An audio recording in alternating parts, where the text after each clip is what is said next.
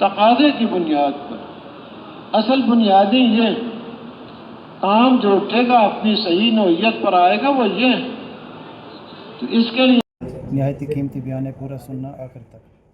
والعصر إن الإنسان لفي خسر إلا الذين آمنوا وعملوا الصالحات وتواصوا بالحق وتواصوا بالصبر. وقال الله عز وجل قل هذه سبيلي أدعو إلى الله على بصيرة أنا ومن اتبعني وسبحان الله وما أنا من المشركين. وقال النبي صلى الله عليه وسلم الخلق عيال الله وأحب الخلق إلى الله من أحسن إلى عياله أو كما قال صلى الله عليه وسلم.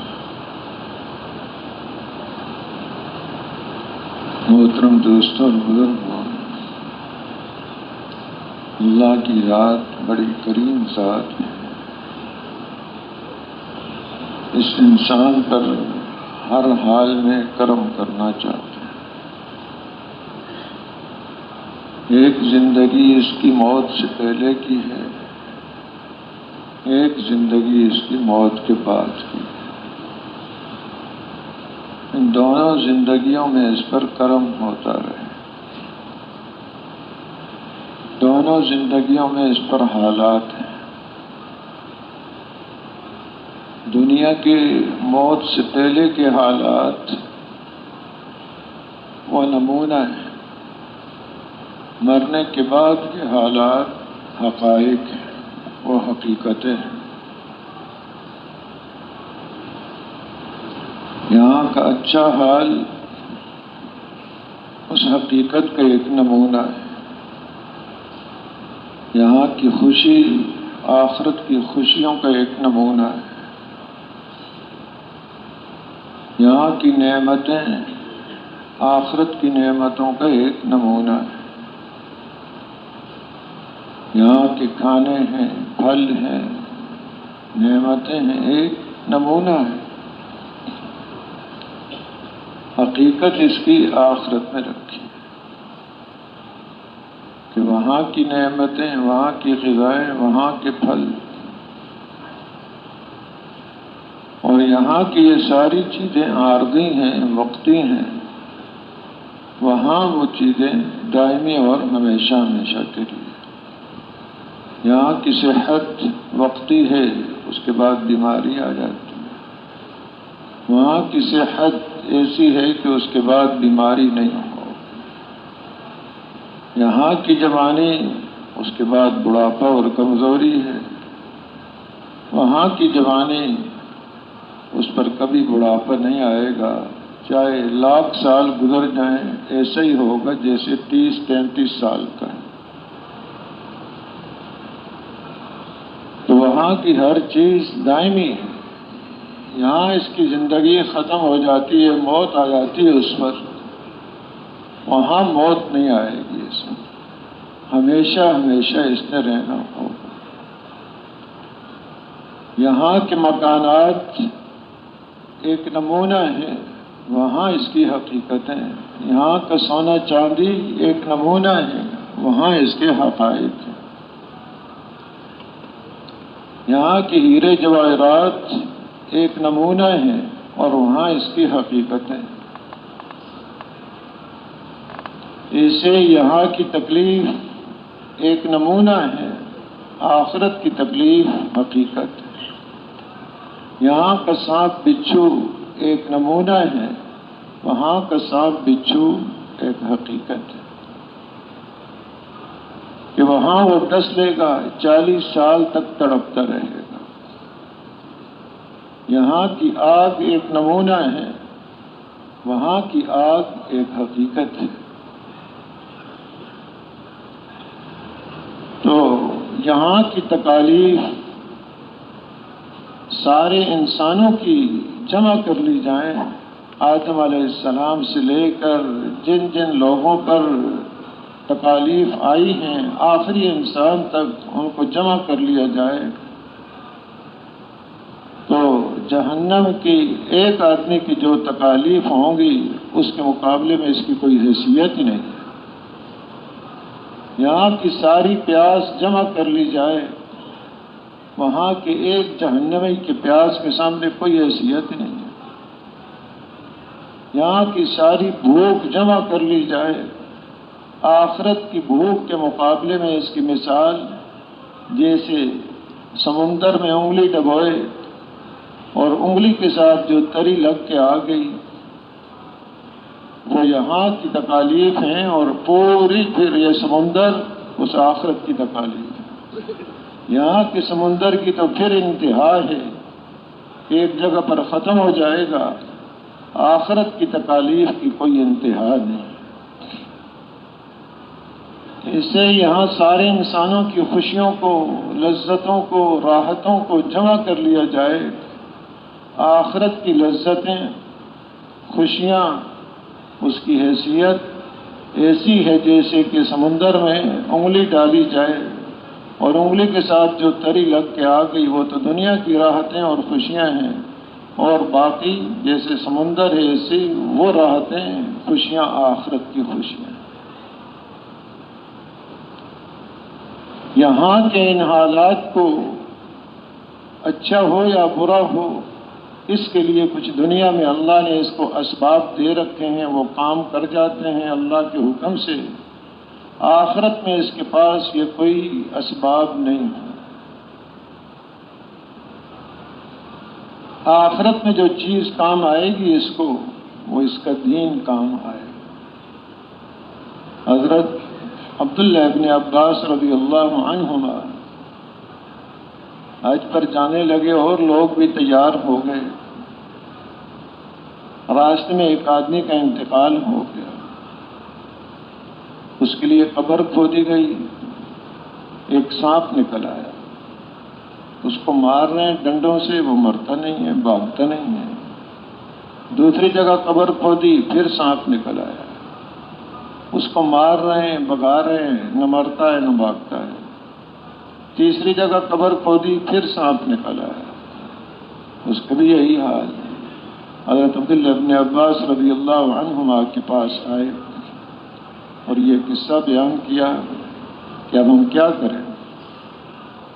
انہوں نے فرمایا دفن کر دو اب اس کو، جہاں بھی کھودو گے یا اب اس کا کوئی عمل ظاہر ہو گیا ہے وہ یہ سانپ نکلے گا۔ حج کیا، واپس گئے، اس کے گھر والوں کو بتایا کس طرح ان کا انتقال ہو گیا ہے، اور پوچھا وہ کیا کام کرتا تھا۔ انہوں نے بتایا غلے کا کاروبار کرتا تھا اور رات کو ہر بوری سے تھوڑا تھوڑا غلہ نکال لیتا تھا، وزن کم کر دیتا تھا بوریوں تو کم بتا کر بیچتا تھا۔ اب یہ عمل ظاہر ہوا، یعنی ایسے نہیں ہے کہ یہاں کچھ کر رہا ہے تو اس کا اثر کچھ نہیں پڑے گا، اثر اس کا یہاں بھی پڑتا ہے وہاں بھی پڑتا ہے۔ کہ یہ ہو گیا، کر لیا، کچھ نظر نہیں آیا، وہ بہت کچھ ہو گیا۔ اچھا عمل کیا ہے تو بہت کچھ ہو گیا، برا عمل کیا ہے تو بہت کچھ ہو گیا، چاہے نظر کچھ بھی نہیں آیا۔ یہاں کے اعمال کی تاثیر، یہاں کے اسباب کی تاثیر یہاں پر ہے، وقتی ہے، لیکن انسان کے جسم سے جو عمل نکلتا ہے اس کی تاثیر ابدی ہے۔ آگ پر پانی ڈال دیں بجھ جائے گی، وقتی تاثیر ہے۔ اس پر پٹرول ڈال دیں تیز ہو جائے گی، یہ ایک وقتی تاثیر ہے۔ جیسے ان اسباب کے اندر اللہ نے تاثیر رکھی ہے، ایسے ہی انسان کے جسم سے نکلنے والے اعمال کی بھی تاثیر رکھی۔ اسباب کی تاثیر یہاں تک ہے، اس کے جسم سے نکلنے والے اعمال کی تاثیر خود پہلے اس کے دل پر ہے، پھر اس کے اعضاء و جوارح پر ہے، چہرے پر ہے، ہاتھ پر، آنکھوں پر ہے، اس کی اولاد اس کے خاندان پر ہے، اس کے علاقے پر ہے، اس کے کھیت، باغات، ملازمتیں، نوکریاں، تجارت، اس کے اوپر اس کے اثرات ہیں، اور پورے عالم کے اوپر اس کے اثرات ہیں۔ اور میں ظہر الفساد فی البر والبحر بما کسبت ایدی الناس، کہ خشکی اور تری میں جو فساد ہو رہا ہے اس کی وجہ کیا ہے؟ یہ وجہ ہے کہ درندے زیادہ ہو گئے، بھیڑیے زیادہ ہو گئے، چیتے اور سانپ اور بچھو زیادہ ہو گئے، حالات خراب ہو گئے. یہ وجہ نہیں بتائی. وجہ یہ بتائیے اس انسان کے اعمال. اعمال بگڑ گئے تو اس کا اثر صرف اس پر نہیں ہے، خشکی اور تری سمندروں کی گہرائی میں بھی جو اثر ہو رہا ہے، حالات ابھر رہے ہیں، وہ اس انسان کا دخل. دور دراز جنگلوں کے اندر جہاں یہ انسان نہیں پہنچا، وہاں پر بھی جو حالات آ رہے ہیں اس میں دخل اس انسان کا.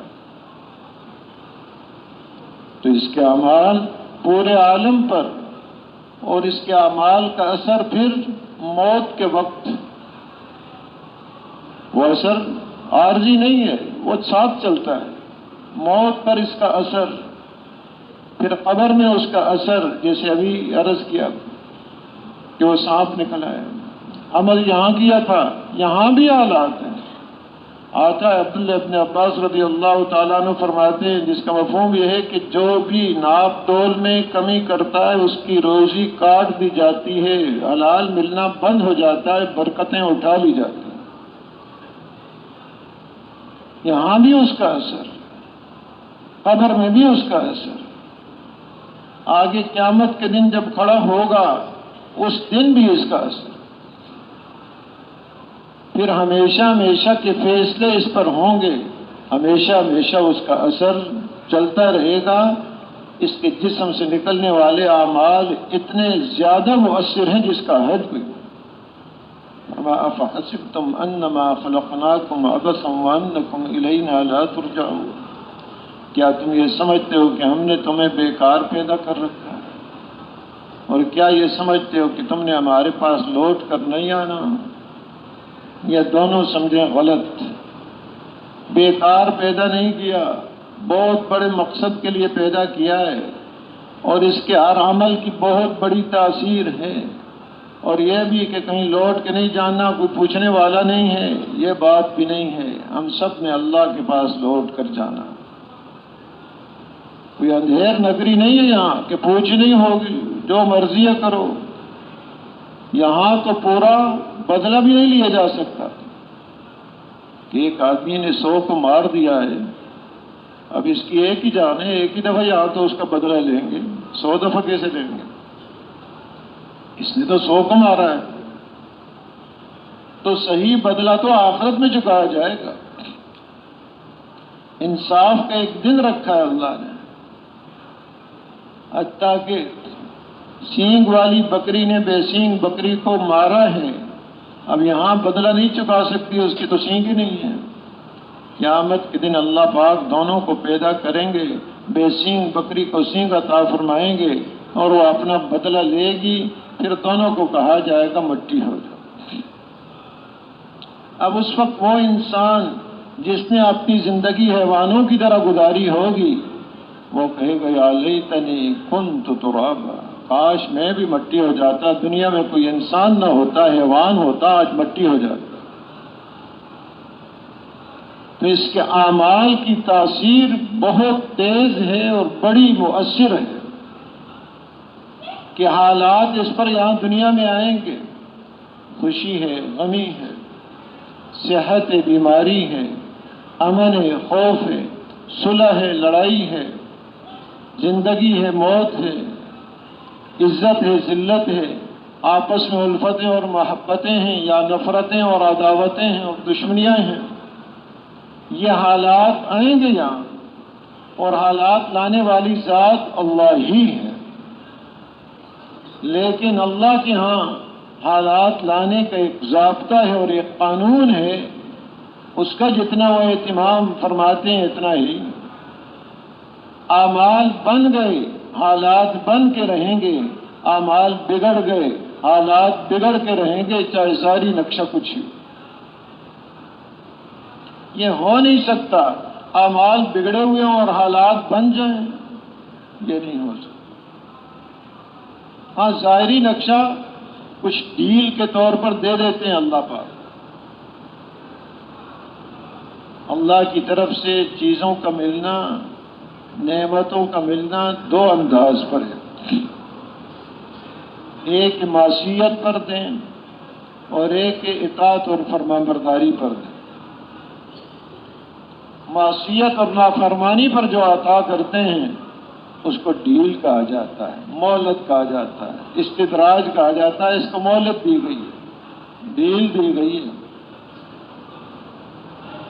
فرمایا فلما نسوا ما ذکروا به فتحنا علیہم ابواب کل شیء، جو نصیحت ان کو کی گئی جب اس کو بھول گئے تو اللہ پاک نے فرمایا ہر چیز کے دروازے ان کے اوپر کھول دیے۔ لو چیزیں، چیزوں کی کوئی قیمت ہی نہیں اللہ کے نزدیک۔ اس ساری دنیا کی قیمت اللہ کے نزدیک ایک مچھر کے پر کے برابر میں نہیں۔ لو ان چیزوں کو۔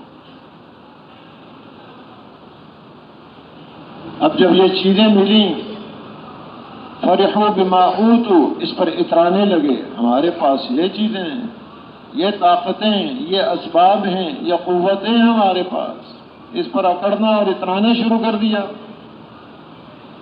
ورنہ اخذناہم بغتۃ فاذا ھم مبلسون، اچانک ہم نے ان کو پکڑ لیا، جب پکڑا تو حیران ہو گئے، پکڑ کہاں سے آ گئی؟ ہمارے پاس تو ایسے اسباب ہیں کہ پکڑ سے بچ سکتے ہیں، وہ یہ گمان کیے ہوئے ہیں۔ حیرانگی ہو رہی ہے ان کو۔ ایسے الفاظ آج کل بھی بولتے ہیں کہ جی ایسا سریا بنایا ہے، زلزلہ اثر نہیں کرے گا۔ سریا کیا طاقت ہے اس کی؟ ایک جھٹکا لگا، کوئی چیز سامنے ٹھہر نہیں سکتی ہے اس کی۔ اللہ کی طاقت اور پکڑ کے سامنے کوئی چیز نہیں ٹھہر سکتی۔ ساری دنیا کی اسباب اور طاقتیں جمع ہو جائیں، اگر تباہ کرنے کا ارادہ ہو تو کوئی چیز بچا نہیں سکتی۔ تو حالات لانے والی ذات اللہ ہے۔ اعمال بگڑے ہوئے ہیں، دل بگڑا ہوا ہے، اب جو چیزیں مل رہی ہیں یہ مہلت ہے، استدراج ہے، ایک ڈیل ہے۔ جیسے مچھلی کو پکڑنے کے لیے کانٹے پر گوشت لگا دیا تو وہ کہ بڑا اچھا لقمہ ہے، بڑا لذیذ ہے، اس کو پتہ نہیں کہ اس کے پیچھے کیا انتظام ہے، کہ اس کے پیچھے تو ٹوکا بھی رکھا ہوا ہے، کہ اس کے پیچھے تو چھری بھی ہے، اس کے پیچھے تو آگ بھی ہے۔ ظاہری اس کو یہاں نظر آ رہا ہے کہ یہ ٹکڑا ہے گوشت کا، بعد میں کیا رکھا ہوا ہے وہ اس کو نظر نہیں آ رہا ہے۔ اب اگر کوئی اس کو اور مچھلی بڑی سمجھائے کہ بہت ساری مچھلیوں نے یہ ٹکڑا کھایا اور نظر ہی نہیں آئی، تو نہ کھانا، تو کہے کہ یہ ایسے ہی مجھے دھوکہ دے رہے ہیں، کہاں نظر آ رہا ہے؟ تو اس کے بعد جو رکھی ہوئی ہے چھری، ٹوکا اور آگ اور تیل کی کڑائی وہ نظر نہیں آ رہی اس کو۔ بڑا اس کو سمجھایا جائے اس کو سمجھ میں بات آتی ہی نہیں۔ اگر کوئی انتظام ہو سمجھانے کا تو اس کو یہ چیزیں نہیں سمجھ میں آئیں گی۔ ایسے ہی انبیاء علیہ الصلوۃ والسلام اللہ کی طرف سے بھیجے جاتے ہیں، حقائق ان پر کھولے جاتے ہیں۔ مرنے کے بعد کیا ہے؟ جیسے اس سمندر سے جب مچھلی کو کھینچا جائے گا، جس نے یہ گوشت کا ٹکڑا کھایا، سمندر کے ماحول سے باہر نکلے گی، ساری چیزیں نظر آ جائیں۔ ایسے ہی یہ انسان جب اس دنیا کے ماحول سے باہر نکلے گا، جو ہی موت کا پنجہ پڑے گا، ساری چیزیں نظر آئیں گی۔ جو انبیاء علیہ الصلوۃ والسلام نے فرمایا موت، اس کی سختی، فرشتے اور موت کے بعد کے حالات، قبر، وہاں کے سوالات، قبر کی تنگی، فراخی، جہنم کی کھڑکی، جنت کی کھڑکی، اب وہ ساری چیزیں نظر آئیں۔ آج بھی یہ کہتے ہیں جی نظر نہیں آ رہا، کیسے مانے؟ بھائی نظر نہیں آ رہا، کئی چیزیں نظر نہیں آتی، مانگ رہا ہے آدمی، کئی چیزیں اس آدمی کو نظر نہیں آتی، مانگ رہا ہے پھر بھی۔ ایسے ہی ایک ذہن والا گیا ایک عالم کے پاس، وہ کہنے لگا کہ تم کہتے ہو اللہ تعالیٰ موجود ہیں، موجود ہیں تو نظر آئے، نظر نہیں آ رہے، لہذا اس نے اپنا قاعدہ کلیہ بنا لیا، جو چیز نظر نہیں آتی وہ موجود نہیں ہے۔ اب تم کہتے ہو کہ یہ تقدیر میں لکھ دیا گیا، یہ تو مجبور ہے جو کرے گا، پھر بندے کو کیوں پکڑتے ہیں؟ یہ تو تقدیر میں لکھا ہوا ہے، اس نے ایسا کام کر دیا۔ اور کہا کہ یہ جن شیاطین یہ تو آگ سے پیدا کیے گئے، ان کو جہنم میں آگ میں ڈالا جائے گا تو آگ پر کیا عذاب ہوگا، اس کو تو کوئی تکلیف نہیں ہوگی۔ انہوں نے ایک مٹی کا ڈھیلا اٹھایا اور مارا اس کے سر پر۔ اب وہ جواب کے عجیب آتے ہیں، جواب تو دیا نہیں، اس کا جواب یہ ہے، چلا گیا عدالت میں قاضی کے پاس، یہ ہوا۔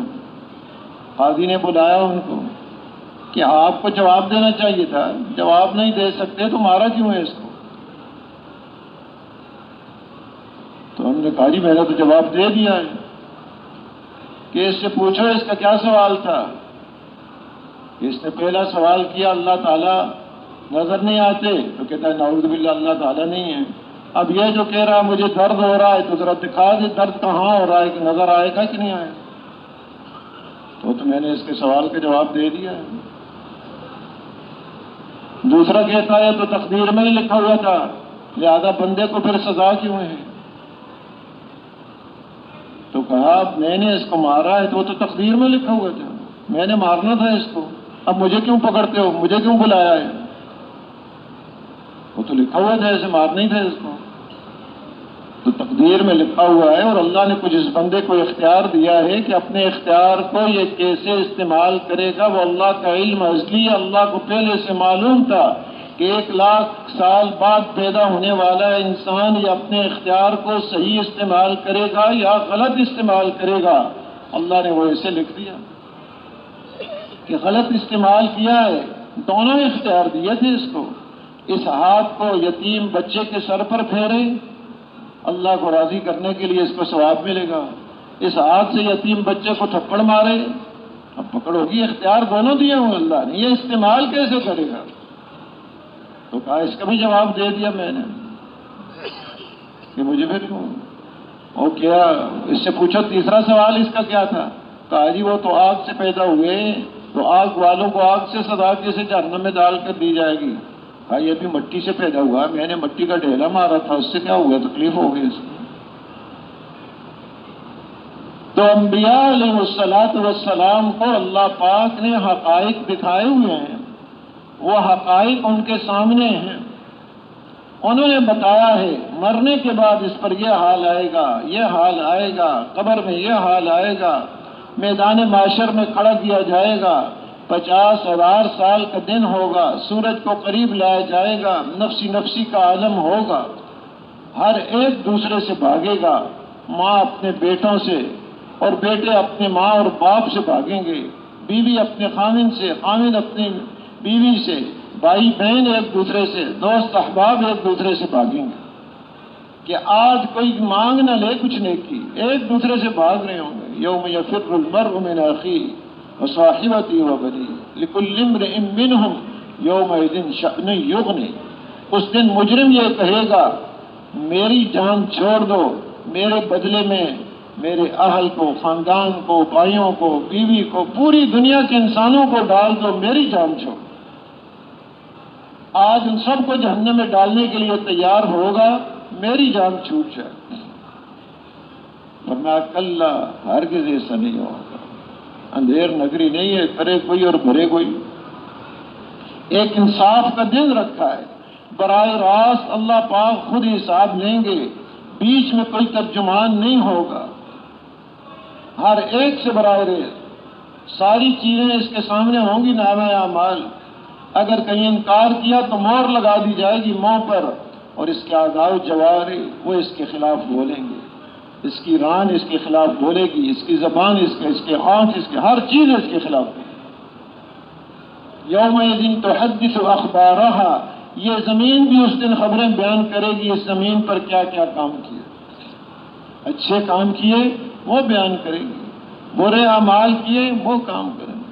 اس لیے آتا ہے کہ یہ تسبیحات اللہ کا ذکر انگلیوں پر کرو، کیونکہ ان انگلیوں کو بلایا جائے گا قیامت کے دن، تاکہ یہ گواہی دے سکیں کہ ان انگلیوں پر اللہ کا ذکر کیا۔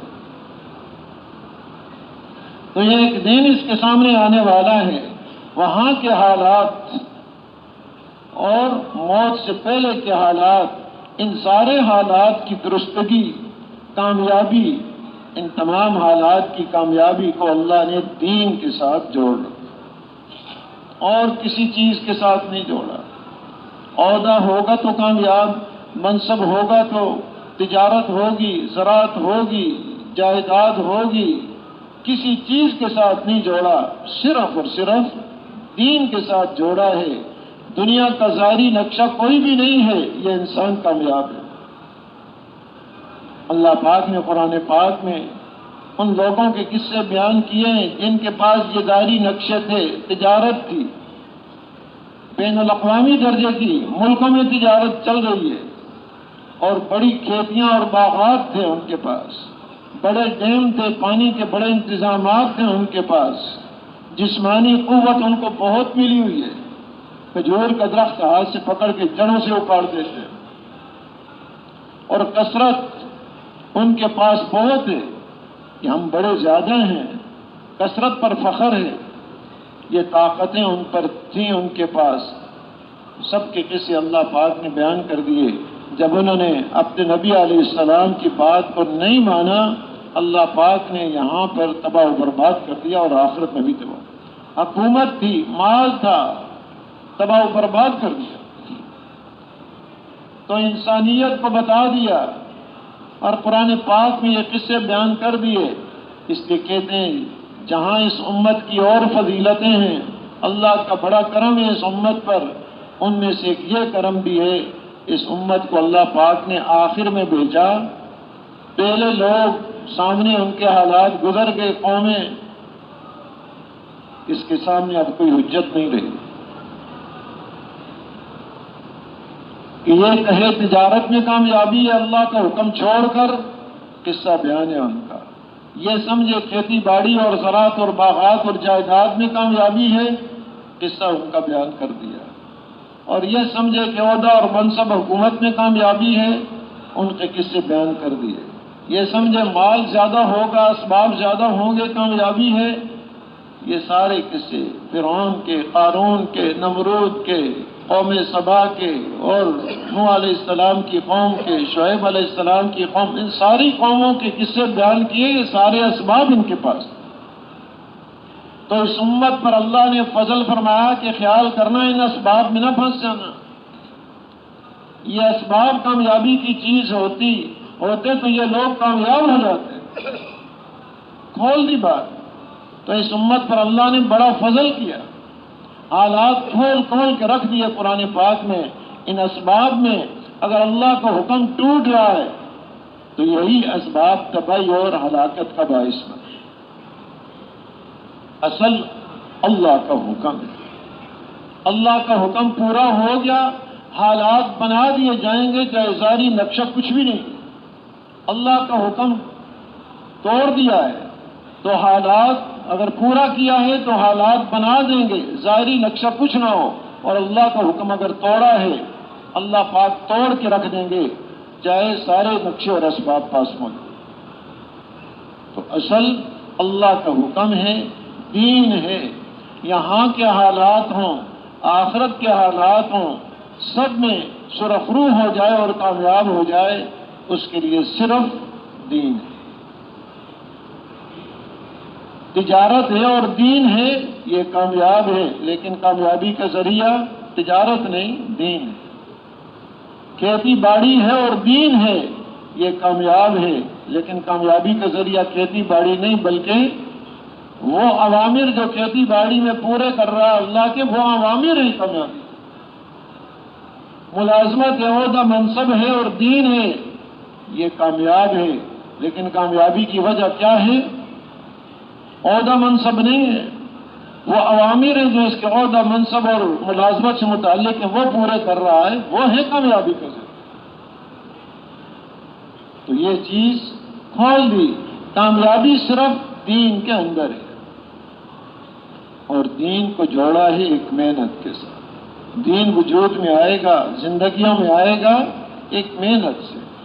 اس دنیا کو دارالاسباب بنایا ہے، کرنے والی ذات اللہ ہی ہیں، ہدایت عطا کرنے والے وہی ہیں، لیکن جیسے اور چیزوں کو اسباب کے ساتھ جوڑا، اس دین کو بھی اسباب کے ساتھ جوڑا. وہ سبب کیا ہے؟ انبیاء علیہ الصلوۃ والسلام کی محنت. محنت وجود میں آئے گی، دین وجود میں آئے گا. دین وجود میں آئے گا، کامیابیاں اس کے ساتھ جڑی ہوئی. کامیابی اس کے ساتھ ایسی جڑی ہوئی، کوئی تاخیر نہیں ہے. جو ہی دین وجود میں آیا کامیابی ساتھ آئی. جو ہی دین وجود میں آیا نقد انعام ملا، دل کا اطمینان، چین، خوشی اللہ پاک نصیب کرا. دیر کوئی نہیں ہے، فوراً کامیابی اس کے ساتھ ملی ہوئی ہے. آخرت کی کامیابیاں تو بے شمار ہیں، دنیا میں بھی اللہ پاک اس کو عطا فرماتے ہیں. تو اصل بنیاد محنت ہے. انبیاء علیہ الصلوۃ والسلام کو مبعوث فرمایا اور ان کے محنت کے مختلف نقشے تھے. بعضوں کو گھر کی طرف، ایک گھرانے کی طرف بھیجا گیا، ان کی محنت کا دائرہ وہ گھرانہ تھا. بعضوں کو ایک قوم کی طرف بھیجا گیا، ان کی محنت کا دائرہ وہ قوم ہے. بعضوں کو ایک علاقے کے لیے بھیجا گیا، ان کی محنت کا دائرہ وہ علاقہ ہے. جہاں محنت کا دائرہ ہے اس دائرے تک ان کی محنت مؤثر ہے. اگر ان لوگوں نے مان لیا، اللہ نے دنیا آخرت میں عزتیں دی اور ان کو چمکایا اور کامیاب کیا. اور جہاں یہ محنت مٹی اور انہوں نے اس کو قبول نہیں کیا، اللہ نے ان کو ملیا میٹ کر کے رکھ دیا. اس محنت کے اثرات یعنی انبیاء علیہ الصلوۃ والسلام کے یہ واقعات اللہ پاک نے قرآن پاک میں بیان فرمائے ہیں. اور آخر میں سارے نبیوں کے سردار حضرت محمد مصطفیٰ صلی اللہ علیہ وسلم کو مبعوث فرمایا. آپ کو وہ محنت بھی عطا فرمائی، وہ نقشے بھی عطا فرمائے جو پہلے انبیاء علیہ الصلوۃ والسلام کو عطا فرمائے ہیں. آپ کی محنت میں گھر پر محنت بھی ہے. وانذر عشیرتک الاقربین، اپنے رشتہ داروں کو ڈراؤ. آپ نے پھر جمع کیا اپنے خاندان کو اور ان کے سامنے یہ محنت اور یہ دعوت ان کو دی. اور لتنذر ام القری ومن حولها، ام القری مکے والوں کو اور اس کے ارد گرد رہنے والوں کو ڈراؤ کہ آنے والے خطرات بہت بڑے ہیں. ان پر آپ نے محنت کی. اور آپ کی محنت کا دائرہ قل یا ایھا الناس انی رسول اللہ الیکم جمیعا، کہ آپ یہ اعلان فرما دیں اے لوگوں، ساری انسانیت کو خطاب ہے کہ تم سب کی طرف اللہ پاک نے مجھے رسول بنا کر بھیجا ہے. آپ کو وہ محنت بھی ملی جو پہلے انبیاء علیہ الصلوۃ والسلام کو ملی، اور آپ کو وہ محنت بھی ملی جو پہلے انبیاء علیہ الصلوۃ والسلام کو نہیں ملی، خاص آپ ہی کو ملی. تو آپ کی محنت ایک خاص انداز سے. اس لیے جو بھی یہ سمجھتا ہے کہ اتباع، آپ کی اتباع ہی میں کامیابی ہے، تو اس کے اوپر یہ ساری چیزیں آ جاتی ہیں. اپنے گھر پر محنت، اپنے علاقے پر محنت، پورے عالم میں محنت. قیامت تک آنے والے انسانوں کے لیے جب آپ کو مبعوث فرمایا ہے، حالانکہ آپ کی محنت کا زمانہ 23 سال ہے. پہلے انبیاء علیہ الصلوۃ والسلام گزرے ہیں، زمانہ بہت زیادہ ملا. محنت کا میدان چھوٹا ہے. نوح علیہ السلام کا زمانہ بہت زیادہ ہے. آپ صلی اللہ علیہ وسلم کی محنت کا میدان پورا عالم، ہر قوم کا ہر فرد، ہر مرد، ہر عورت، زندگی کا ہر شعبہ آپ کی محنت کا میدان. کوئی بھی شعبہ ہو زندگی کا، آپ کی محنت کا وہ میدان ہے کہ اس شعبے کے اندر دین زندہ ہو جائے. اس لیے کہتے ہیں آپ کی مبارک محنت ایک جگہ بیٹھ کر نہیں ہو سکتی. تو جب محنت کا دائرہ وسیع ہے تو عاملہ بھی وسیع ہے، کام کرنے والے بھی وسیع ہیں. اس میں امت کو شریک کر دیا کہ آپ کو ایسی دولتیں عطا فرمائیں جو پہلے انبیاء علیہ الصلوۃ والسلام کو نہیں ملی. آپ کو وہ محنت عطا فرمائی جو پہلے انبیاء علیہ الصلوۃ والسلام کو نہیں ملی. آپ کے ارشاد گرامی ہے جس کا مفہوم یہ اوتیت علم الاولین والآخرین، اولین اور آخرین کا علم مجھے عطا کیا. حضرت آدم علیہ السلام پر وہی 10 دفعہ اتاری. حضرت نوح علیہ السلام اتنا لمبا زمانہ ہے 50 دفعہ وہی اتری ہے. حضرت ابراہیم علیہ السلام پر 48 مرتبہ وہی اتری ہے. حضرت عیسیٰ علیہ السلام پر 10 مرتبہ وہی اتری ہے. حضور اکرم صلی اللہ علیہ وسلم کے اوپر 23 سال کے اندر 24,000 مرتبہ اللہ پاک نے وہی کو اتارا. تو وہ عطا کیا جو پہلے نبیوں کو عطا کیا، اور وہ بھی عطا کیا جو پہلے نبیوں کو عطا نہیں کیا اللہ کا. تو محنت بھی وہ ہے جو پہلے نبیوں کی محنت ہے. آپ کی محنت میں وہ محنتیں بھی ہیں، اور آپ کی محنت میں وہ محنت بھی ہے جو پہلے نبیوں کو نہیں ملی، کہ قیامت تک آنے والے انسانوں تک یہ محنت ہوتی رہے. یہ محنت کا دائرہ ہے، اس لیے امت کو بھی اس محنت میں شامل کر لیا. آپ کی اتباع میں امت پر بھی یہ محنت. قل هذه سبیلی ادعو الی اللہ علی بصیرۃ انا ومن اتبعنی. بڑے اہتمام سے فرمایا کہہ دیں آپ ان کو، هذه سبیلی، یہ میرا سبیل ہے، یہ زندگی کا مقصد ہے، میں لوگوں کو اللہ کی طرف دعوت دیتا ہوں. فرمایا انا ومن اتبعنی، جس نے بھی میری اتباع کی، جو بھی حضور اکرم صلی اللہ علیہ وسلم پر ایمان لایا، مرد ہے یا عورت ہے، پڑھا لکھا ہے ان پڑھ ہے، شعر کا رہنے والا ہے، دیہات کا رہنے والا ہے، کیسا ہی رنگ ہو، کسی زبان سے تعلق ہو، جس نے حضور صلی اللہ علیہ وسلم کی اتباع کی، آپ کی اتباع میں یہ ذمہ داری بھی اس کے اوپر ہے. امام ابو بکر جصاص راضی رحمۃ اللہ علیہ فرماتے ہیں هذه الآية تدل على أن على المسلمين ما كان على النبي صلی اللہ علیہ وسلم. یہ آیت یہ بات بتا رہی ہے جو ذمہ داری رسول اکرم صلی اللہ علیہ وسلم پر تھی، وہ ذمہ داری اللہ پاک نے مسلمانوں پر بھی ڈالی. مسلمان ہوتے ہی رسول اکرم صلی اللہ علیہ وسلم کا امتی ہونے کی جو شرافت اس کو ملی، اس کے ساتھ ہی اس کو آپ صلی اللہ علیہ وسلم والی محنت بھی ملی. یہ نہیں کہ وقت لگائے گا کوئی تو پھر یہ ذمہ داری آئے گی کہ جی آپ پرانے حضرات پرانے ذمہ دار ہیں. ہر مسلمان ذمہ دار.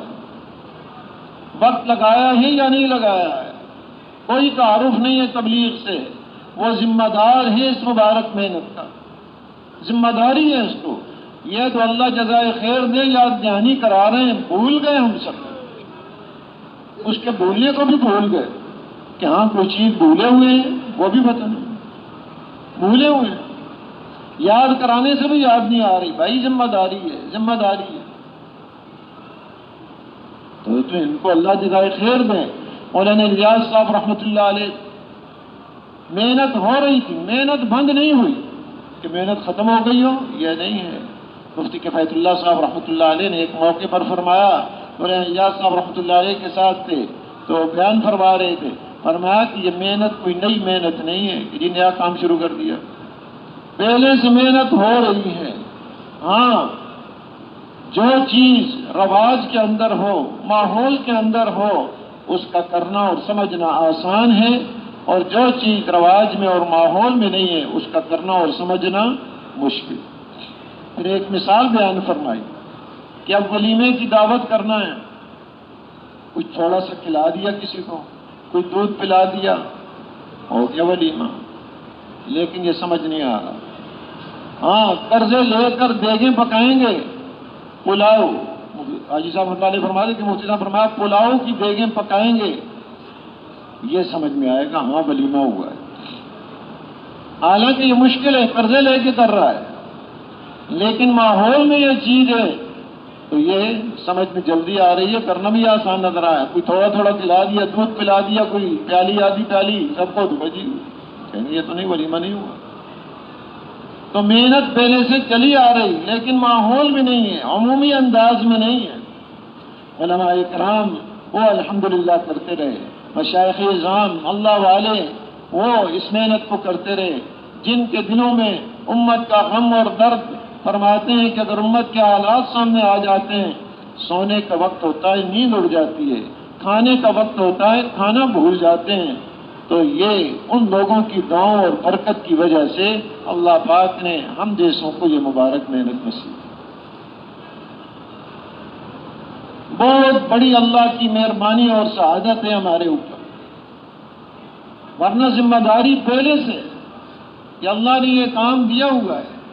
اب یہ کہ آپ کی محنت کا دائرہ پورا عالم ہے، فرمایا کنتم خیر امت اخرجت للناس، کہ بہترین امت ہو، پوری انسانیت کی خیر خواہی کے لیے نکالا گیا ہے۔ فرمایا اس امت کا بہترین ہونا، اس کا فیصلہ اللہ پاک نے شروع ہی میں ازل میں فرما دیا تھا، اور اس کی وجہ کیا ہے کہ اس کو وہ نبی عطا ہوں گے اس امت کو جو سارے نبیوں سے افضل اور اشرف ہے۔ نبی افضل ہیں، امت بھی افضل ہے، اور اس امت کی شریعت اکمل ہے اور ادوم ہے، مکمل ہے، کوئی اس میں کمی نہیں ہے۔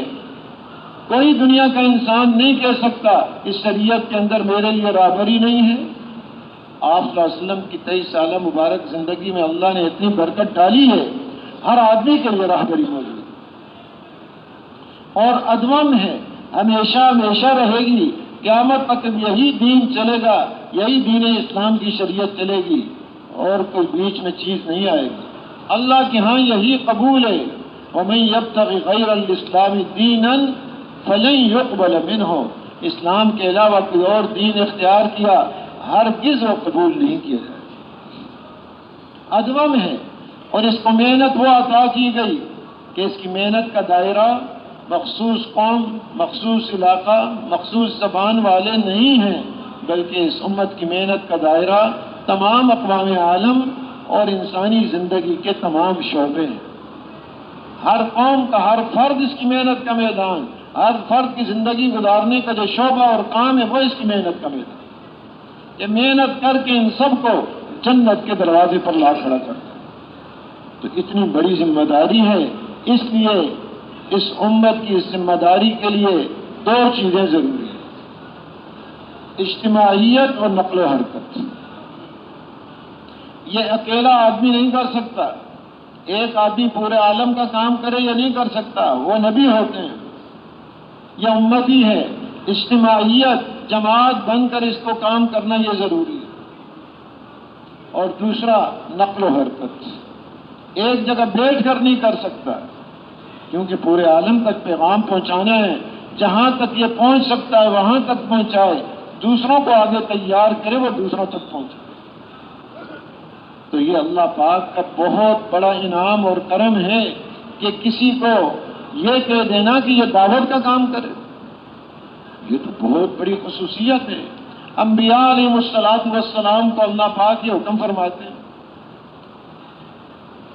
حضرت موسیٰ علیہ السلام نے اپنے بھائی کو اس کام میں شریک کرنا چاہا، جب ان کو حکم ہوا اذهب الى فرعون انه طغى، کہ فرعون کے پاس جائیں، وہ سرکش ہو گیا، اب جا کے دعوت دیں اس کو۔ اب انہوں نے چاہا کہ میرے ساتھ میرے بھائی ہارون علیہ السلام بھی ہو جائیں، تو یہ جانتے تھے یہ جو میں دعا کروں گا، مطالبہ کروں گا، یہ بہت بڑی چیز مانگوں گا، اس لیے تمہید باندھی، بات کرنے کی، دعا مانگنے کی ایک پہلے تمہید باندھی اور پھر دعا یہ کی۔ آگے اللہ پاک نے ان کی دعا کو قبول فرمایا، ان کے ساتھ ہارون علیہ السلام کو بھی کر دیا، لیکن پہلے احسانات، جو بڑے بڑے احسانات ان کی پیدائش سے لے کے ان پر ہوئے تھے، وہ احسانات جتلائے، فوراً نہیں کہا۔ جب حکم ہوا اذهب الى فرعون انه طغى، اب انہوں نے اللہ پاک کے سامنے دعا مانگی۔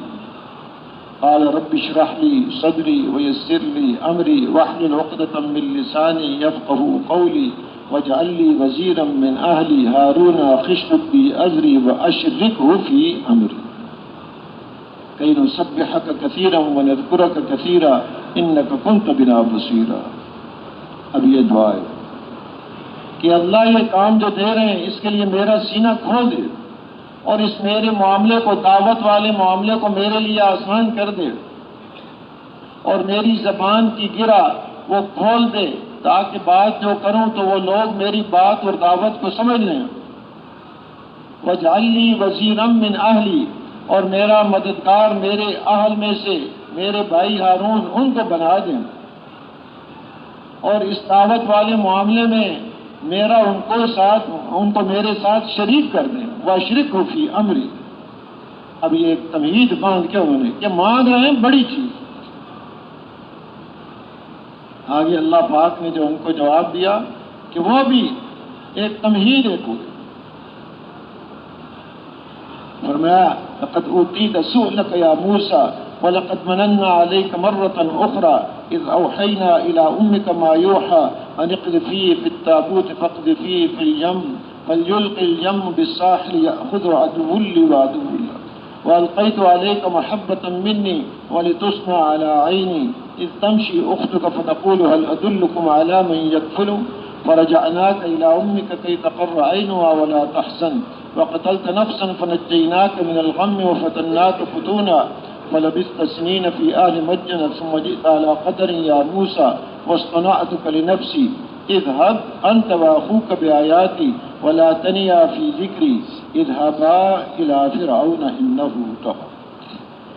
پہلے فرمایا تھا اذهب إلى فرعون، ایک تو صرف موسیٰ علیہ السلام کو خطاب ہے.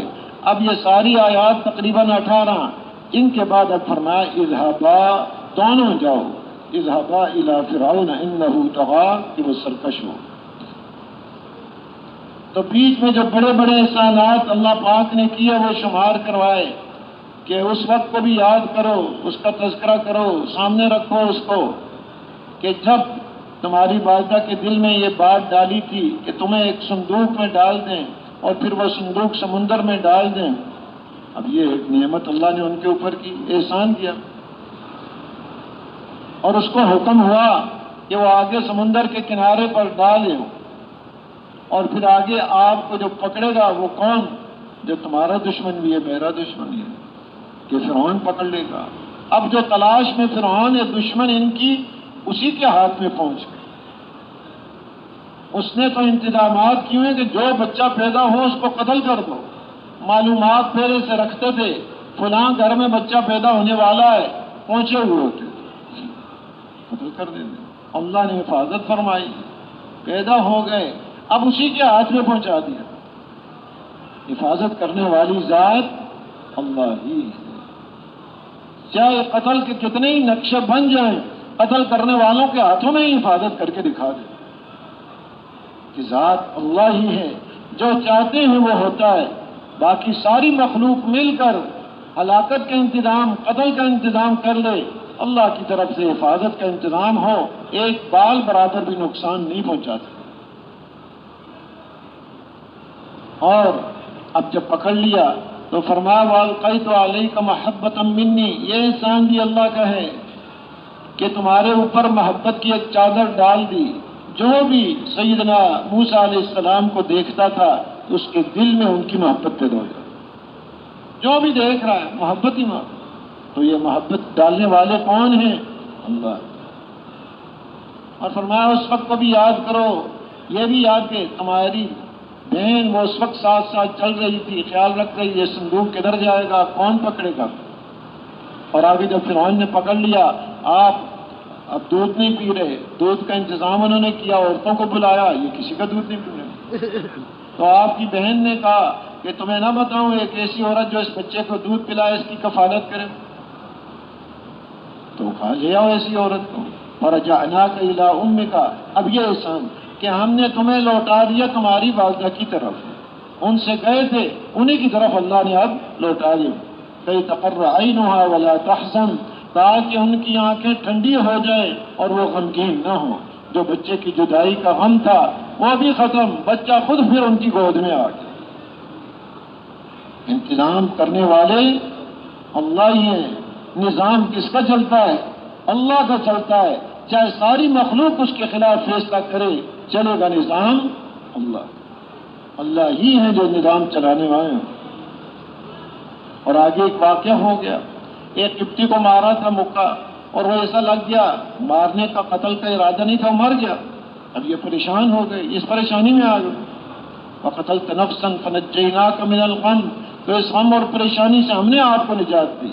آپ مدین چلے گئے، پھر وہاں رہے کچھ عرصہ، پھر آئے، پھر اللہ نے آپ کو اس نبوت کے کام کے لیے چنا، یہ ذمہ داری دی. کہا ہم نے آپ کو چنا اور آپ کے بھائی بھی، اور اب کیا کریں؟ دونوں جائیں فرعون کے پاس۔ تو پہلے تھا آپ جائیں، ایک حکم ہے، اب دونوں جائیں۔ اب یہ حکم آ گیا، ان کو بھی اس کام میں شریک کر لیا۔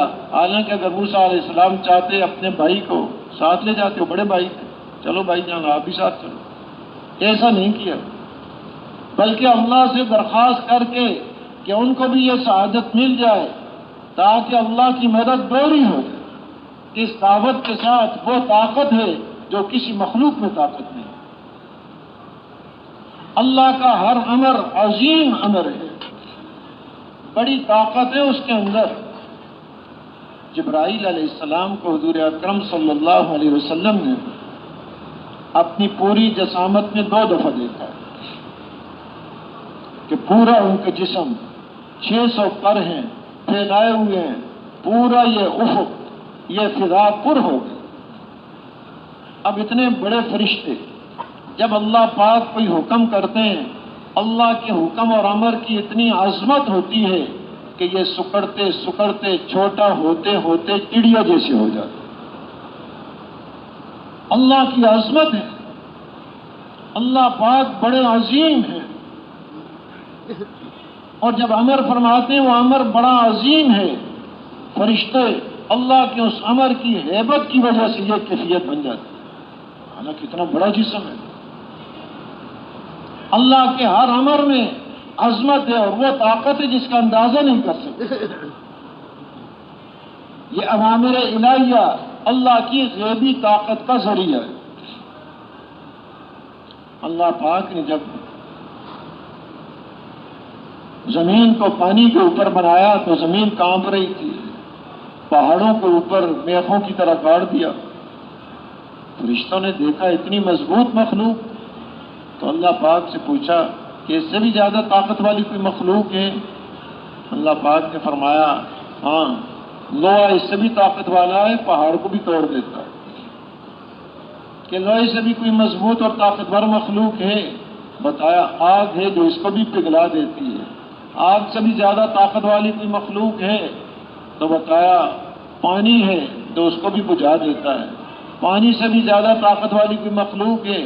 ہوا ہے جو پانی کو بھی اڑا دیتی ہے۔ ہوا سے بھی زیادہ کوئی طاقت والی مخلوق ہے، کوئی چیز ہے؟ بتایا ہاں، مومن کا وہ عمل کہ دائیں ہاتھ سے صدقہ کرے ایسے اخلاص کے ساتھ کہ بائیں ہاتھ کو بھی پتہ نہ چلے کیا خرچ کیا۔ تو اس صدقے کے اندر وہ طاقت ہے جو اس ساری مخلوق کے اندر طاقت نہیں، نہ آگ میں، نہ پانی میں، نہ لوہے میں، نہ ہوا میں۔ آج ساری محنتیں کس پر ہو رہی ہیں؟ آج ساری محنتیں اس مخلوق کی طاقت کو حاصل کرنے کے لیے ہو رہی ہیں۔ صبح شام سے جو دوڑ لگی ہوئی ہے وہ کس بات کی دوڑ لگی ہوئی ہے؟ آگ سے کیا حاصل کر سکتے ہیں، اور پانی سے کیا حاصل کر سکتے ہیں، اور اس مٹی سے کیا حاصل کر سکتے ہیں؟ اس مخلوق کی طاقتوں پر محنتیں ہو رہی ہیں۔ کھیتی باڑی میں محنت مخلوق کی طاقت پر محنت ہے، تجارت پر محنت مخلوق کی، کارخانوں میں محنت مخلوق کی طاقت کو، اور اسی طرح جو پڑھا پڑھایا جا رہا ہے وہ کیا پڑھا پڑھایا جا رہا ہے؟ اس مخلوق سے کیسے فائدہ اٹھا سکتے۔ حالانکہ ساری مخلوق کی طاقتیں ایک طرف، صدقہ کا یہ مقابلہ نہیں کر سکتے۔ چاہے کھجور کا ٹکڑا دیا ہے، اخلاص کے اندر وہ طاقت ہے کہ یہ ساری طاقتیں اس کے سامنے ہیچ ہیں۔ وہاں نہیں کہ بہت بڑا کوئی پہاڑ جیسا سونا خرچ کرے گا وہ بڑا طاقتور ہوگا۔ اخلاص کی طاقت، چاہے ایک ٹکڑا ہی کھجور کا دیا ہے، یہ ساری مخلوق کی طاقتیں اس کے سامنے کچھ نہیں کر سکتی۔ تو یہ تو صدقہ ہے۔ زکوٰۃ فرض ہے، زکوٰۃ میں اس سے زیادہ طاقت۔ نماز تمام اعمال میں بہتر ہے، الصلاۃ خیر موضوع، تو نماز میں ان سارے اعمال سے زیادہ طاقت۔ تو وہ امر دعوت کہ جس کے ذریعے سے نماز زندہ ہو جائے، روزہ زندہ ہو جائے، زکوٰۃ اور صدقات اور حج اور یہ سارا دین زندہ ہو جائے، اس امر دعوت میں کتنی طاقت ہو۔ محترم دوستو بزرگوں، آج ہماری محنتیں مخلوق کی طاقت پر ہو رہی ہیں اس کو ہم سمجھتے بھی ہیں، جانتے بھی ہیں، فائدے بھی جانتے ہیں، استعمال بھی جانتے ہیں، نقصانات بھی جانتے ہیں، لیکن اللہ کا امر اس پر محنت ہی نہیں، کہ اس کے اندر کتنی طاقت ہے، کتنی قوت ہے، اس کا اندازہ ہی نہیں ہے۔ اب یہ ایک امر ہے انسان کے اندر، وَيَسْأَلُونَكَ عَنِ الرُّوحِ قُلِ الرُّوحُ مِنْ أَمْرِ رَبِّي، روح کے بارے میں آپ سے پوچھتے ہیں روح کیا چیز ہے، تو وہ بتا دو یہ میرے رب کا امر ہے۔ اب اس ایک روح میں جب تک انسان کے اندر موجود ہے اس کی ساری قوتیں کام کر رہی ہیں، دماغی قوت، دیکھنے کی قوت، دل کی قوت، زبان کی قوتیں، کان، اعضاء و جوارح کی ساری قوتیں کس کے ساتھ ہیں؟ اس اللہ کے امر کے ساتھ جڑی ہوئی ہیں۔ جو ہی اللہ کا امر نکال لیا جاتا ہے پورا جسم پڑا ہوا ہے، پہلوان پڑا ہوا ہے، اپنا ہاتھ بھی نہیں ہلا سکتا، کچھ بھی نہیں کر سکتا۔ وہ طاقت کس بنیاد پر تھی؟ اس اللہ کے امر کی بنیاد پر۔ یہ عوامل ایک تو ہے، اب یہ پوری دنیا کا نظام چل رہا ہے، سورج طلوع ہو رہا ہے، غروب ہو رہا ہے، چاند اپنے مدار پر چل رہا ہے، ستارے اپنے مدار پر چل رہے ہیں، ساری دنیا یہ مخلوق اپنا اپنا کام کر رہی ہے، کھیتیاں، فصلیں، باغات کام ہو رہے ہیں۔ یہ امور ایک تکوینی امور ہیں اور ایک تشریع شریعت کا امر۔ شریعت کے امر میں ان سارے تکوینی امور سے زیادہ طاقت اللہ نے رکھی، تو وہ امر دعوت کہ جس سے سارا دین زندہ ہو جائے اس کے اندر کتنی طاقت ہے۔ رسول اکرم صلی اللہ علیہ وسلم کی جب ولادت باسعادت ہوئی، آپ اس دنیا میں تشریف لائے، پورے باطل کے اندر زلزلہ پڑ گیا، جنات اوپر جاتے آسمانوں کے قریب، فرشتوں کی باتیں سنتے، کوئی بات کان میں پڑ جاتی، دنیا میں آ کر یہاں سو جھوٹ ملا کر اپنے کائنوں کو بتا دیتے، وہ کائن آگے جھوٹیں ملا کر باتیں کر دیتے، غیب دانی کا دعویٰ کرتے ہیں ہم غیب کی باتیں جانتے ہیں۔ یہ ایک سلسلہ چل رہا ہے۔ جب حضور صلی اللہ علیہ وسلم کی پیدائش ہوئی ان جنات کا اوپر جانا بند ہو گیا۔ اب اگر اوپر جاتے ہیں ان کو تارے مارے جاتے ہیں، مر جاتے ہیں یا پاگل ہو جاتے ہیں، یہ راستہ بند ہو گیا۔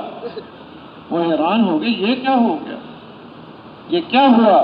حضور صلی اللہ علیہ وسلم کا اس دنیا میں تشریف لانے سے یہ پورے عالم کے اوپر اثر پڑ گیا۔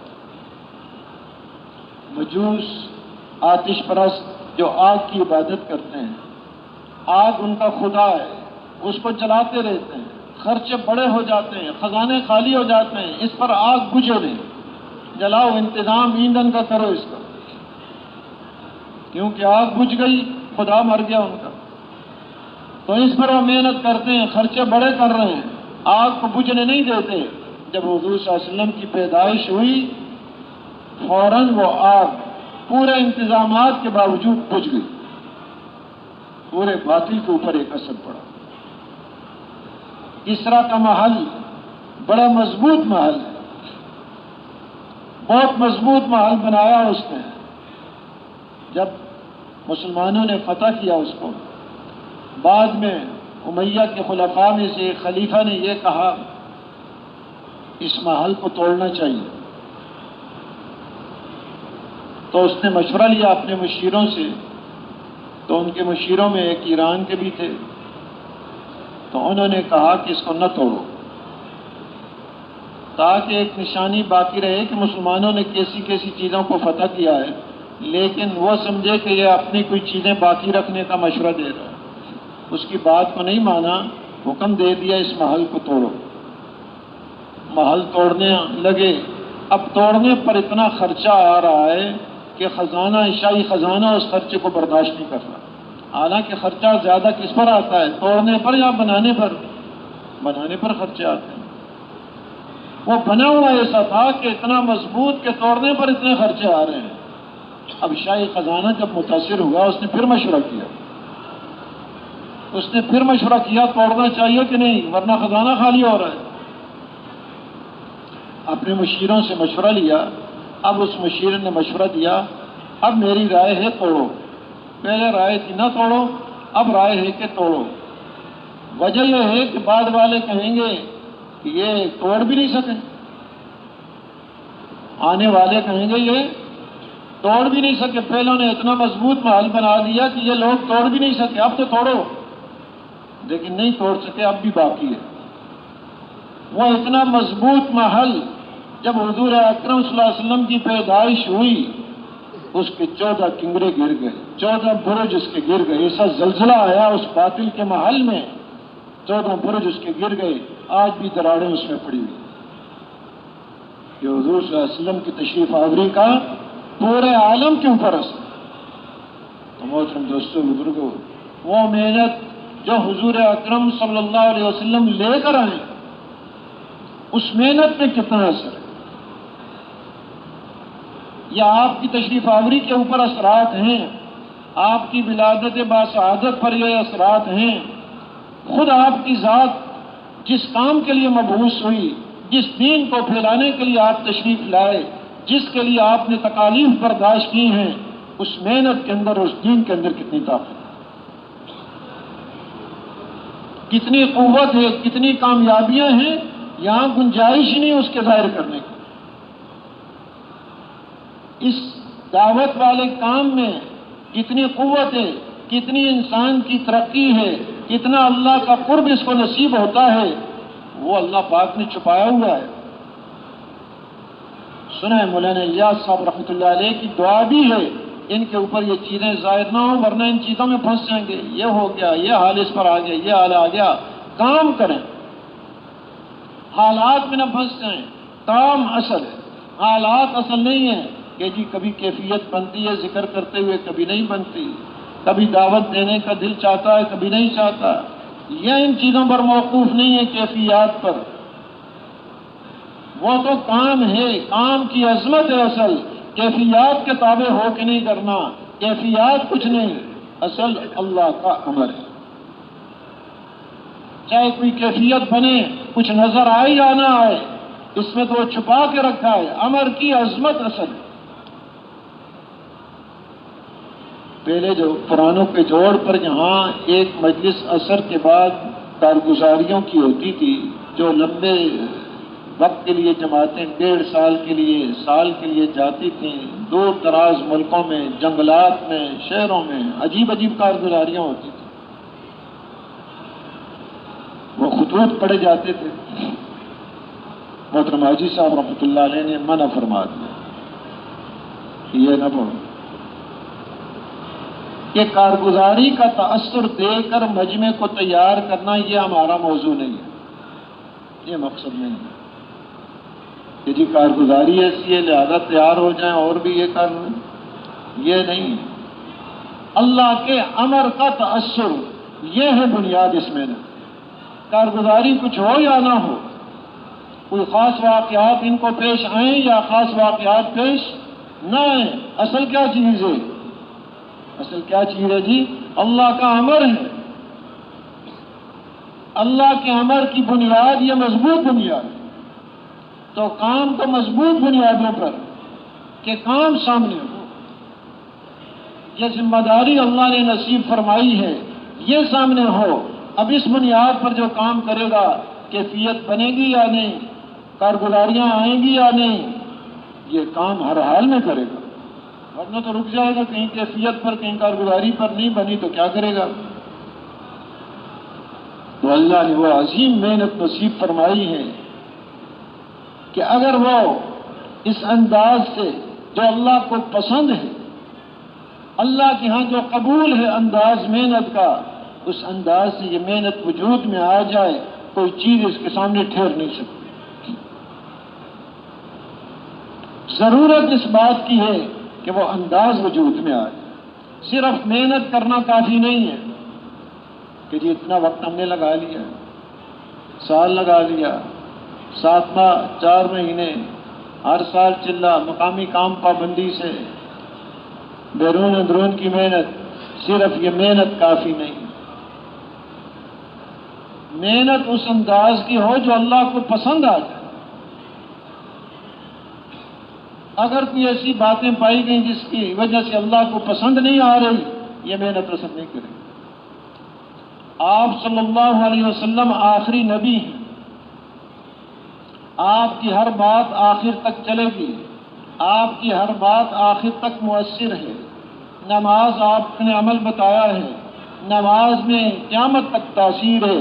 ان الصلاۃ تنہی عن الفحشاء والمنکر، بے حیائی اور برے کاموں سے روکتی ہے۔ نماز میں یہ تاثیر ہے، آدمی کی زندگی کو بدل کے رکھ دیتی ہے۔ روزے میں یہ تاثیر رکھی ہے، یہ تقوی نصیب ہوتا ہے۔ تقوی میں یہ تاثیر رکھی ہے، ہر تنگی سے راستہ نکال دیتے ہیں، ہر غم سے خوشیاں نکال دیتے ہیں، ایسی جگہ سے روزی عطا فرماتے ہیں جہاں وہاں گمان نہیں ہوتا۔ ہر چیز میں تاثیر ہے۔ اس مبارک محنت کی تاثیر انسانیت کی ہدایت۔ سب سے بڑا مسئلہ جو انسانیت کا ہے وہ ہدایت کا ہے۔ اگر یہ مسئلہ حل ہو گیا سارے کام ہو گئے، یہ مسئلہ حل نہ ہوا کوئی کام نہیں ہوا، پھنسا ہوا ہے، چاہے ساری دنیا کا مالک بن جائے یہ خسارے میں۔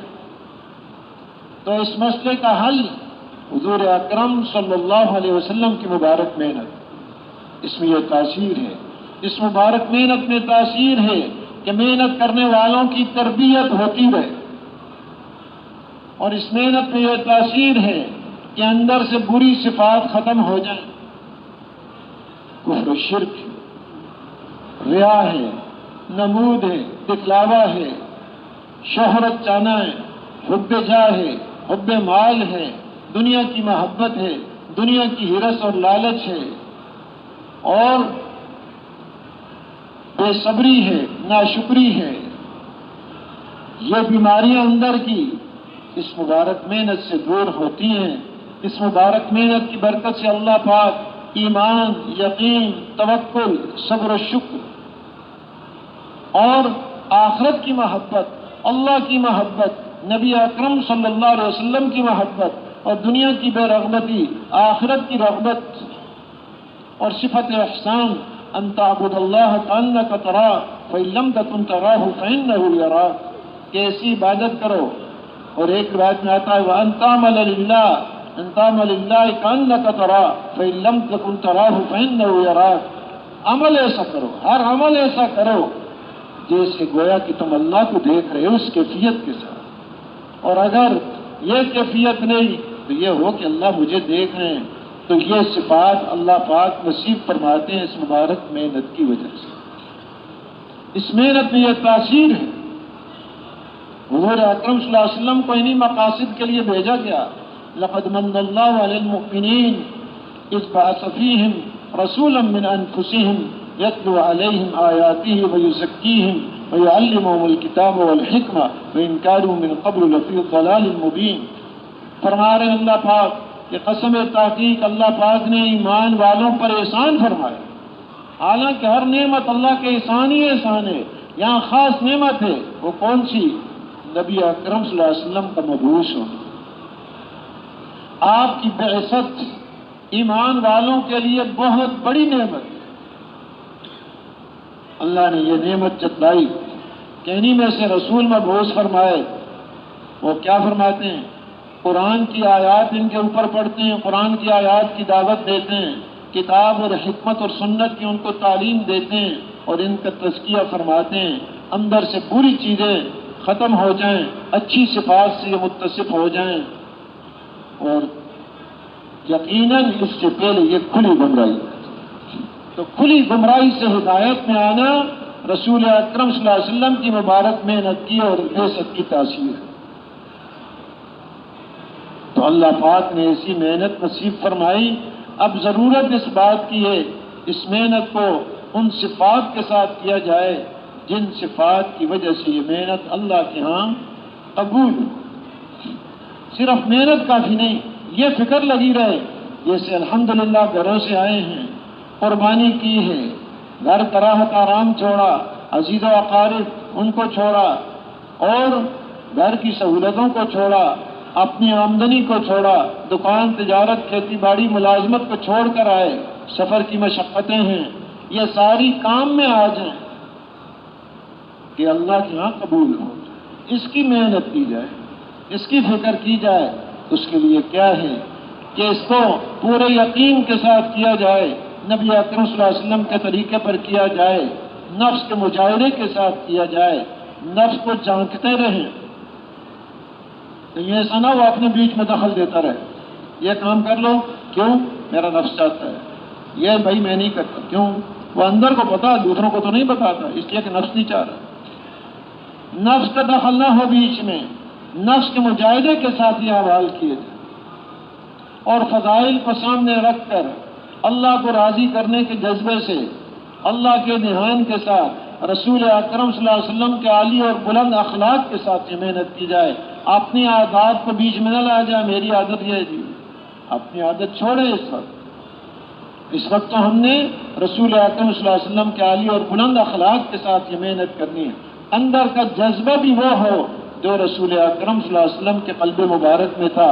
ہر انسان کی خیر خواہی، وحشی جیسا آدمی جو ہے آپ کے چچا کا قاتل کہ بڑی بے دردی سے قتل کیا ہے، وہ بھی جب اسلام لانے آئے تو ان کے لیے بھی دروازہ کھلا۔ اندر کا ایک جذبہ ہے، کوئی انسان معروم نہ رہے، اس جذبے کے ساتھ یہ محنت ہو، امت کے غم اور فکر کے ساتھ، درد اور فکر اندر ایک لگا ہوا ہو اور اللہ کی طرف متوجہ ہو، آپس میں الفت اور محبت ہو، ایک دوسرے کی عزت ہو، ایک دوسرے کے ساتھ تواضع کے ساتھ پیش آنا ہو، اور للہیت اور قربانی کے ساتھ یہ محنت ہو، تو یہ محنت کرنے والے فرماتے ہیں اگر گنگے ہوں گے، بات بھی نہیں کر سکیں گے، اللہ پاک ایسی اونچی تشکیلیں وجود میں عطا کریں گے جس کا اندازہ نہیں ہو سکتا۔ یہ تو ایک محنت ہے، ایک صفات کے ساتھ محنت ہے۔ اب بات یہ ہے وہ صفات تو ہے نہیں ہمارے پاس، ہم تو نکلے ہیں، اپنا حال ہم میں سے ہر ایک کو پتا ہے میرا کیا حال ہے، ایمان یقین کے اعتبار سے، خشوع خضوع کے اعتبار سے، اخلاق کے اعتبار سے ہر ایک اپنے آپ کو جانتا، من عالم کے من دانم، اپنا حال سب کو پتہ ہے۔ اب یہ دولتیں اور یہ صفات کہاں سے ملیں گی؟ تو اس مبارک محنت سے ملیں۔ جب یہ مبارک محنت اپنی اصلاح کی نیت سے کرے، میں نکلا ہوں اپنی اصلاح کے لیے، اصل مقصد تو میرا یہ ہے، آج دوسروں کو یاد دہانی کرانی ہے، ان صفات کا کہنا ہے تاکہ مجھے بھی یہ نصیب ہو جائیں کہ یہ بھی ذمہ داری ہے دوسروں کو تیار کرنا۔ اس انداز کی محنت اب اللہ پاک اس کو یہ دولتیں نصیب فرمائیں گے کہ جن کی وجہ سے یہ محنت اللہ کے ہاں قبول ہوتی ہے، اور پھر اس کے اثرات، کیونکہ یہ عالمی درجے کی محنت پورے عالم کی نیت سے، تو ثواب بھی اسی انداز سے اور اثرات بھی پورے عالم کے اوپر اس کے پڑے۔ اللہ پاک نے فضل و کرم فرمایا، اس زمانے میں توفیق عطا فرمائی، اب اس کا شکر کیا ہے کہ ساری صلاحیتیں اس مبارک محنت کے لیے لگا دیں۔ کیا خیال ہے جی؟ تیار ہیں اس کے لیے جی؟ ساری صلاحیتیں اس کام کے اوپر لگے، اپنی سوچ اس کام کے لیے، قوت جسمانی ہے، کوئی بھی مالی ہے، کوئی صلاحیت ہے، جان مال وقت کی قوتیں ساری اس مبارک میں نہیں۔ یہ اس کی قدردانی ہے، جب قدردانی کریں گے، شکر ادا کریں گے، اللہ پاک نعمت کو اور زیادہ بڑھائے۔ تو اللہ پاک نے یہ موقع نصیب فرمایا، اب اس میں یہ بھی ہے کہ دوسروں کو بھی اس پر تیار کرنا، یہ محنت ہے، یہ شکریہ ہے اس محنت کا۔ تو ماشاء اللہ آپ حضرات صبح سے اٹھے ہوئے ہیں، اعمال میں لگے ہوئے ہیں۔ گزارش ہے کہ جب تک یہاں سے جانے کا نہ کہا جائے ہم اس وقت تک بیٹھے رہیں۔ کیا خیال ہے؟ تیار ہیں اس کے لیے؟ تھوڑا وقت لگے گا، زیادہ وقت نہیں لگے گا۔ اور مہمانوں سے بھی یہی گزارش ہے، ہم دوسروں کے جمنے کا ذریعہ بنیں۔ اصل کام ہے، اصل بات نہیں ہے، اصل تو کام ہے، کام پر امت کو لانا ہے، کیا جمود ختم ہو جائے، نقل و حرکت پر امت آ جائے، اور حرکت میں اللہ نے برکت رکھی ہے، جیسے بھی لوگ حرکت کرتے ہیں ان کی صفات پھیلتی ہیں، حق والے نقل و حرکت کریں گے، ان کی باتیں پھیلیں گی۔ تو اس کے لیے فرمائیں کہ جن بھائیوں کے پہلے وقت لگ چکے ہیں، بیرون کے لیے سال اور 7 ماہ کے لیے فرمائیں کون کون بھائی تیار ہے؟ ماشاء اللہ ماشاء اللہ ماشاء اللہ، اور ہمت فرمائیں، اور ہمت فرمائیں، ماشاء اللہ، اور ہمت فرمائیں، اور ہمت فرمائیں، ماشاء اللہ۔ تشریف اپنے علاقوں سے جماعتیں مکمل کر کے تشریف لائیں، تشریف